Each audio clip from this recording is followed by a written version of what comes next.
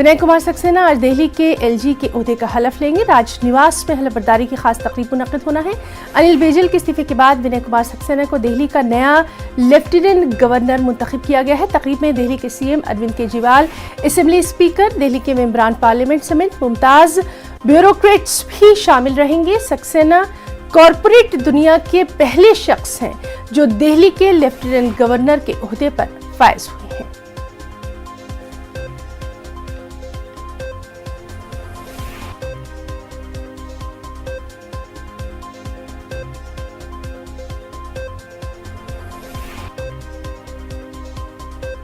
तो आज बेहद अहम है ये दिल्ली से खबर, जहां दिल्ली के लेफ्टिनेंट गवर्नर के तौर पर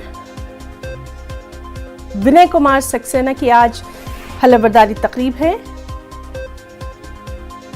दिल्ली के लेफ्टिनेंट गवर्नर के ओहदे का वो हलफ लेंगे और राजनिवास में हलफबरदारी तकरीब का इनेकाद होना है।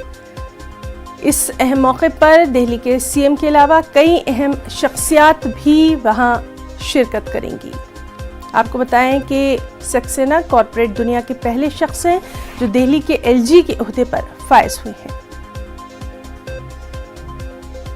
तो लगातार इस अहम खबर पर आपको तफसीलात देते रहेंगे कि एलजी के ओहदे पर फायज होने के बाद क्या कुछ उनकी तरजीहात रहने वाली हैं।